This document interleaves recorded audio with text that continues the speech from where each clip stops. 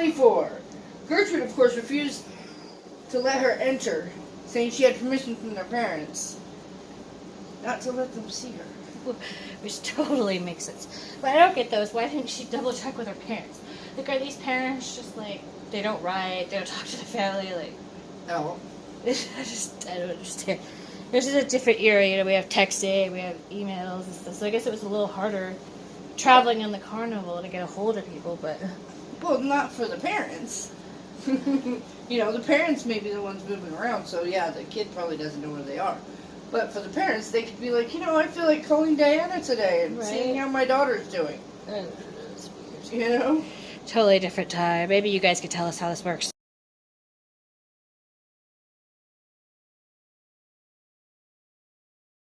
Number 95. 2 weeks later, Diana saw Jenny. Asked her about Sylvia's welfare. Jenny told her she couldn't tell she would get into trouble. Which should have been the first clue to call CPS. Number 96. With your weird voice. Due to the torture, she became incontinent. Not that that's what it says. It is too. Incontinent. Oh, Jesus. Incontinent. Incontinent. So what you get for... She was not allowed to use the bathroom and forced to wet herself. That's kind of what incontinent means when you can't make it to the bathroom. Wait, well, not willingly, but if you're still able to have the urge, it's not incontinent, it's being forced to be incontinent. But, you know, all the abuse that she had in the genital region does not help. Right. Number 97, October 6th, her incontinent punishment, you know, because that's what we need. We're already... It's your fault, but I'm going to punish you for it. Was Gertrude threw her into the basement and tied her up. Yeah, does that make sense? Makes lots of sense. Number 98. In the basement, she was kept naked, barely fed, and deprived of water. So now she's being dehydrated, malnourished, and naked in a cold basement where she has to piss herself. Cold, damp. Yep. Yeah, that's great. Gertrude. 99. She would also be tied to the basement stairs in a torture rack fashion with her feet barely touching the ground. What? So, you know, with your hands up and what? Not touching the ground, you know, that old torture position. I'll probably find a picture for you guys. Is that the one with the hands tied up here and you can't touch the floor? So every time you try to put your feet on the floor, it pulls on your arms and then it hurts like hell? Oh, Jesus. That's good. 100. Children in the neighborhood were occasionally charged 5 cents a piece to see the display of Sylvia's body to humiliate, beat, scald, burn, and ultimately mutilate her. Mutilate her! 83 more to go. That means making it so that she can't do things with her own body. Moving her fingers, moving her arms. That's what mutilate means. Or cutting chunks off of her. God bless it. All these people piss me off. Just lighten her with a I cigarette. hate people. I hate people. 101. The scalding water. Galatians. The scalding water was assisted more than once by Gertrude's kids and friends. They would rub salt into her wounds as well. You know, the blister she's getting from the nice hot bath. 102. To muffle Sylvia's screams, they would shove a cloth in her mouth. I wonder where that cloth was before. I don't know. 103. One time, Gertrude and her 12-year-old son, John Jr., rubbed urine and feces from the 1-year-old son's diaper into Sylvia's mouth before giving her a half a cup of water, telling her that's all she could get that day. Literally the whole day, you only get a half a cup of water, along with the shit and feces you just got in your mouth. Number 104. October 22nd, John Jr. offered to allow her to eat a bowl of soup with her fingers, and then quickly took away the bowl. Yeah, you know, just here. What he did was he started letting her start to eat it, and then take it away. Alright, I just poured them in the... 105. Sylvia eventually was allowed to sleep upstairs on one condition, that she was not incontinent. But you know, at this point, she doesn't really have a choice. We're almost there, you guys. You're doing great. Are you sure? Of course it was a trick. She had Jenny... her handwriting is awful big. I'm in a hurry. Is that ring, Sylvia? Ring? Yes. Yeah. It doesn't look like that. What is it? She had Jenny bring Sylvia a glass of water before bed. In turn, she was incontinent. Yeah, you know, like pretty give him lots of water. She went to bed. Yeah. 107. As punishment, Gertrude forced Sylvia to masturbate with an empty glass Coca-Cola bottle in front of her kids and ordered her to the basement. Again. God damn it. Number 108. Gertrude ordered Sylvia to the kitchen, told her to strip, telling her she had branded her kids so she would brand her. Because she branded her kids a slut and stuff at school. Jesus She said Christ. she would brand her. And of course, branding her something isn't just metaphorically. Let's do it physically. 109. Carving "I'm a prostitute" and proud of it onto Sylvia's stomach with a heated needle. 110. Gertrude was unable to finish the sentence, so she had Richard Hobbs and... Okay, Coy Hubbard. I don't know, it just says, a 14-year-old finish. God. 111.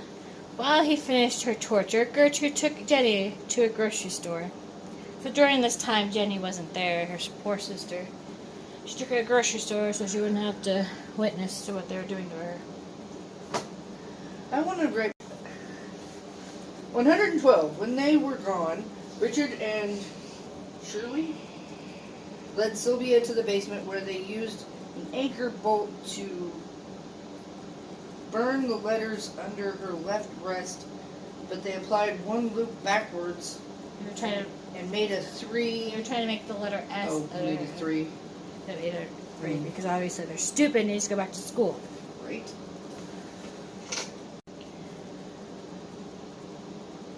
Alright, 113. You know how lovely Gertrude is. Due to the markings that she inflicted on her, Gertrude told her no man would ever love her. 114. That night she told Jenny, "I know you don't want me to die, but I'm going to die, I can tell."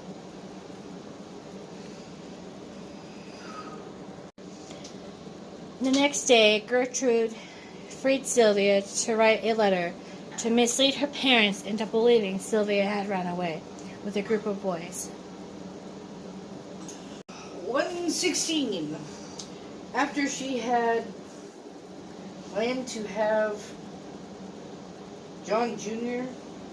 and Jenny blindfold Sylvia and take her to the woods and leave her to die. Yeah, so that then she'd have a letter too, just be like, oh yeah, she's run away. Number 17. But once she finished the letter, Gertrude tied Sylvia to the stair railing and offered her crackers to eat. When Sylvia refused to eat it, Gertrude forced the crackers into her mouth before John and Gertrude beat her around her stomach. By the way, probably at this point she's dehydrated, so good luck eating crackers with no food or with no milk or water. 118. 118.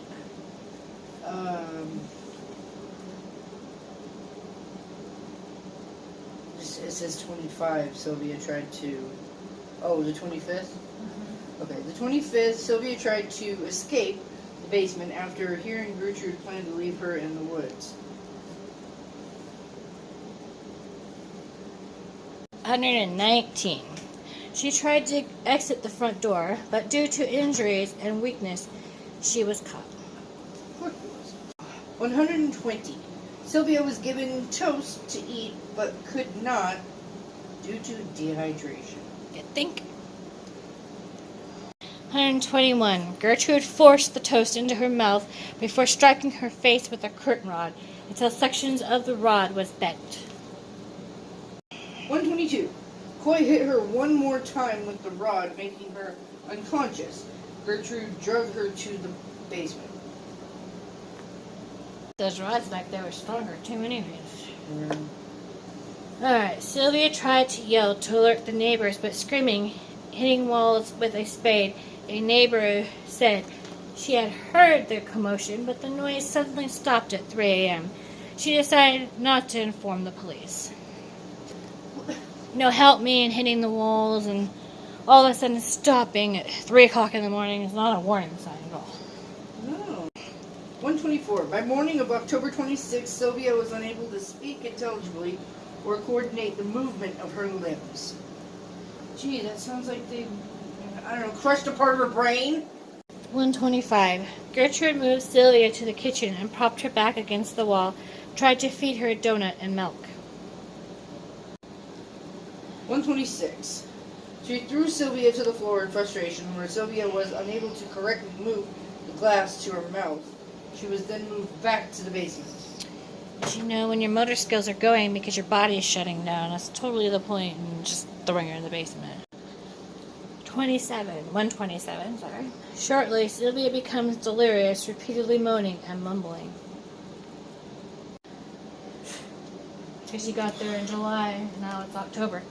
Did you get it? Mm-hmm. 128. When Paula asked her to say the ABCs, Sylvia was unable to pass the first 4 letters.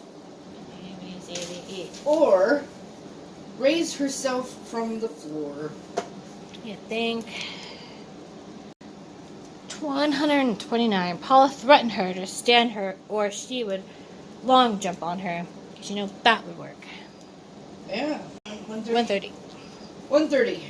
Gertrude then ordered Sylvia to clean herself up after she had become, again, incontinent. Yeah, think. If I was being threatened to jump on and being jumped on, I would probably shit myself too. 131. In an attempt to wash Sylvia, John Jr. sprayed her with a garden hose. Because that cold water will really help her. 132. Sylvia then fell in an effort to escape out the door. Yeah, because she's incoherent. Of course, there's always a punishment. 133. Her punishment was Gertrude stomping her in the head. Yes, because that's going to help the situation. Because she's already neurologically fucked up, but let's make it worse. That's the way to do it. 134. Stephanie decided to give Sylvia a warm, soapy bath. No, she really was going to give her a nice bath. She was trying her best. Really. Bitch of a mother. I know. She shouldn't have let it happen in the first place, but she really was trying to help. Like I said, I feel bad for Sylvia.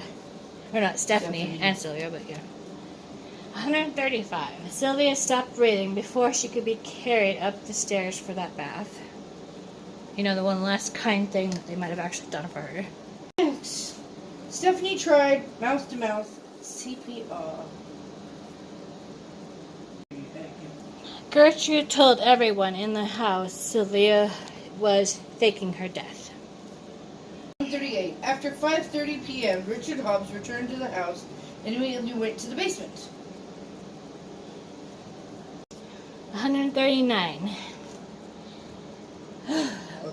Okay, he slipped on the wet stairs and fell hard onto the floor and confronted with Stephanie crying and cuddling Sylvia's emaciated and lacerated body. 140. Once Gertrude tried to bathe her and strike her in the face with a book and was unable to wake her, she had Richard walk to a payphone to call the police. Number 141. Gertrude showed the cops the letter and tried to say she was trying to care for her and had her laid out on a mattress, saying she had ran away with boys, came back naked holding the letter. Number 142. Jenny repeated the lie to officers, but whispered, "You get me out of here. I'll tell you everything." 23. Gertrude, Paula, Stephanie, and John Jr. were arrested. 146. 44. What? Oh, I'm skipping ahead. Sorry, y'all. 144. She wishes. The same day, Coy Hubbard and Richard Hobbs were arrested. 145. 3 oldest Banswiski kids and Coy Hubbard were in jail in juvie. The younger ones at Children's Guardians Home, held with no bail. 146. 5 other kids who helped in the abuse: Michael Monroe, Randy Leopard, Darlene McGuire, Judy Duke, and Anna Ruco, were arrested by October 29th, let out to be witnesses. Witnesses? Yeah, they let them out so they could be witnesses. How they signed the whole immunity bullshit and. Alright, number 147. Her autopsy revealed she had 150 separate wounds across her entire body. Also emaciated, which means she had no food, no water. All wounds varied in location, nature, severity, and stage of healing. Her injuries included graphic content, you guys. Burns, severe bruising, and extensive muscle and nerve damage. Her vaginal cavity was almost swollen shut. Her hymen was still intact. All of Sylvia's fingernails were broken backwards. And most of the external layers of her skin upon the child's face, breast, neck, and right knee had peeled or receded. In her death,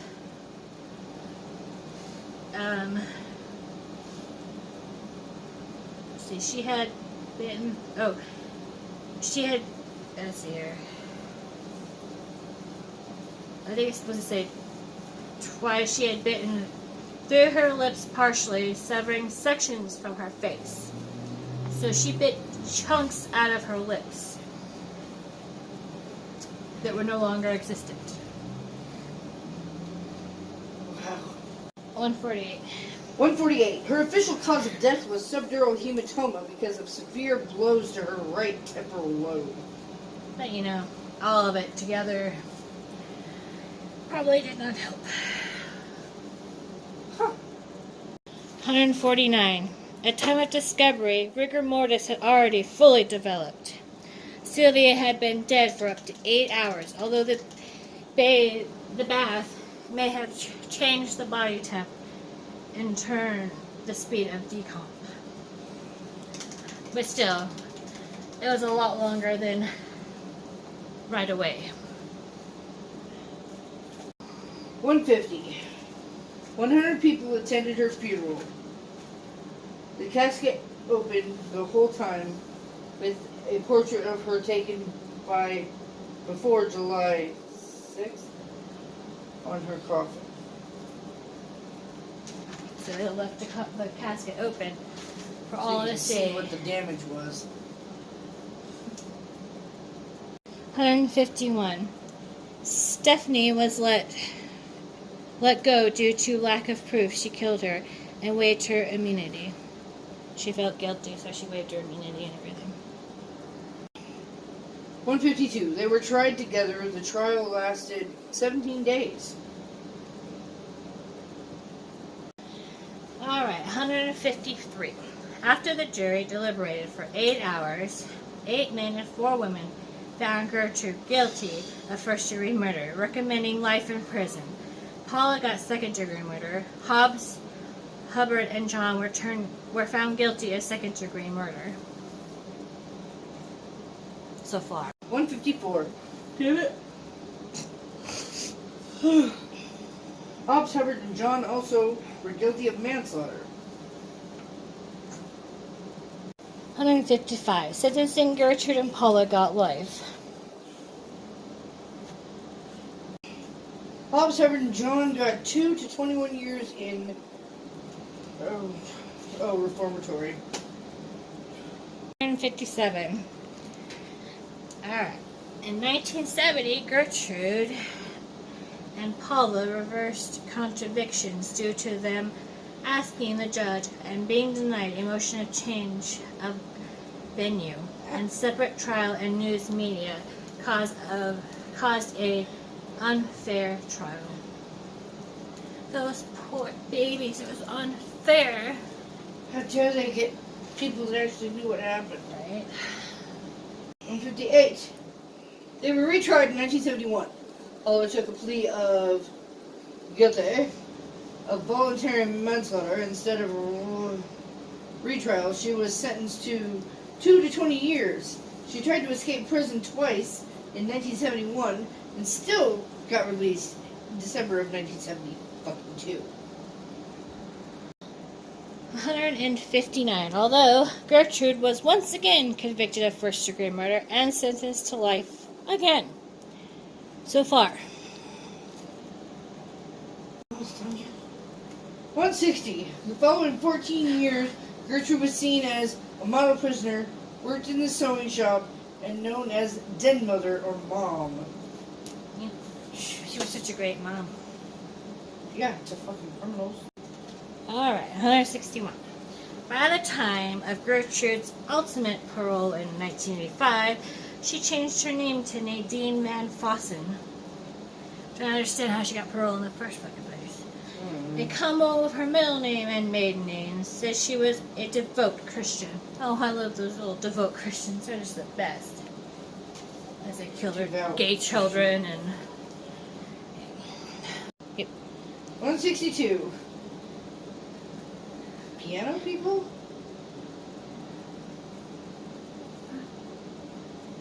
Looks like the word piano. You've got doctor handwriting.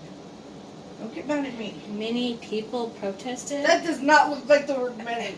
Oh my god.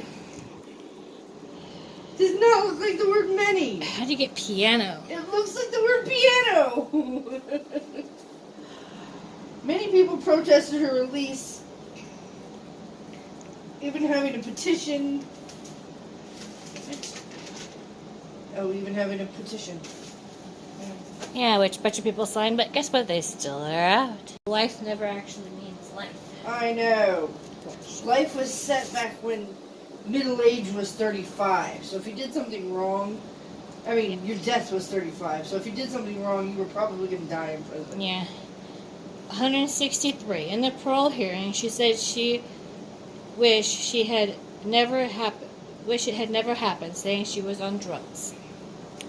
That's going to be a great excuse for everything. 164. Thanking her good conduct in prison, the board marginally voted in favor of parole, released December 4th, 1985, relocating to Iowa, blaming asthma meds on her actions. 165. Gertrude died of lung cancer on June 16th, 1990 at 61. You'll see there's a lot of cancer, so if karma doesn't actually work, then what happened?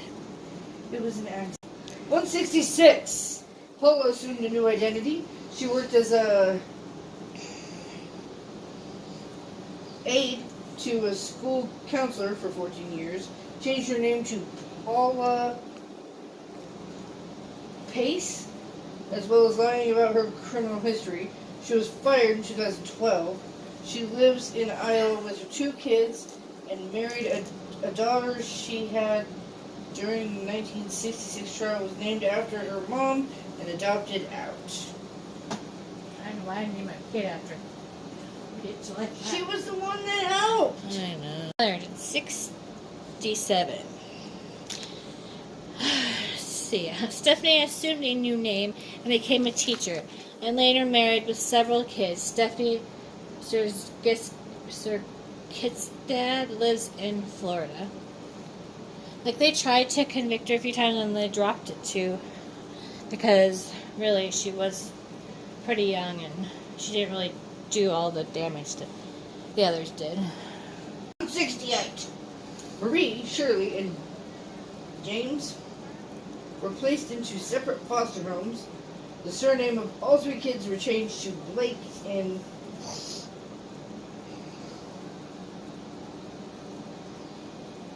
late 1960, once their father regained custody.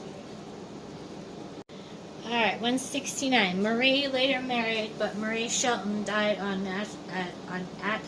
with natural causes on June 8th, 2017 at 62. Almost there, guys. Go. Oh, was it my turn? 70. 170. Dennis Lee Wright Jr. The was lady. adopted. Huh? The baby. Yeah. His adopted mother named him Denny Lee White. He died on February 5th, 2012 at 47. Whoa, man. Just whoa. Alright, 171. Richard Hobbs and Coy Hubbard and John Jr. served less than 2 years, granted parole on February 27th of 68. 172. Richard Hobbs died of lung cancer on January 2nd, 1972 at only 21. Good riddance to bad rubbish. For years after his release, between his release and death, he shuddered from at least one nervous... Oh. I don't know what that says.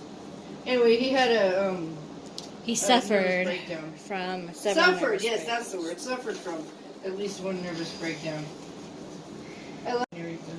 Alright, 173. Coy Hubbard stayed in Indiana, never changed his name. Hubbard was repeatedly imprisoned for various offenses. In 1977, charged with murders of 2 young men, but was acquitted. 174. January 2007, Hubbard was fired from his job after American Crime was released. Which is the movie you guys can watch. There's another one, like Girl Next Door or something, too, that is based on this.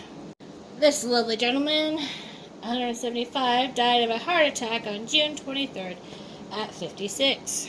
176. John Jr. lived under the name John Blake, becoming a lay minister, hosting counseling sessions to the kids of divorced parents. Died of a diabetes on May 19th, 2005 at 52. You really tell me that I did. Alright, 177. So apparently we've been doing this for 2 hours. The other kids, Anna Ruth Cisco, Judy Darlene Duke, Michael John Monroe, Darlene McGuire, and Randy Gordon Lepper were later dropped of charges.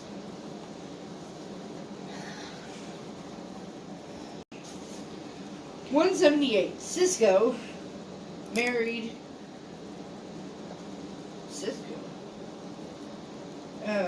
Cisco married. She died October 23rd, 1996 at 44, already a grandmama. Cisco's one of the neighborhoods. 179. Lepper, who smirked as he testified to hitting her 40 separate times, died at age 56, November 14th of 2010. 180. Jenny later married Leonard Ree Wade. They had 2 kids. She died of a heart attack on June 23rd, 2004, at 54 years old. That's a long time, but that's really young. She's the one that had polio. Yeah. Alright, 181. Elizabeth and Lester died 1998 and 2013. Those were her parents. 182. The house, after being left to decay since the murder, was demolished April 23rd, 2009. Now it's your turn. Alright, you guys, last fact, and thank you guys for lasting this long. Like I said, she's had a fucked up life. 183. June 2001, a 6-foot tall memorial was dedicated at Willard Park, Washington, on Washington Street. It took them that long to finally erect something in memorial of her. Anyways, everybody, I know it's a long one, but I try to do a lot of information. If you guys enjoyed, we just got done from being sick from this crap that's lovely going around. Anyway, you guys. You don't know that it's that. It was that. Anyways, like and subscribe, you guys. Stay safe out there. Talk to you guys later. Bye.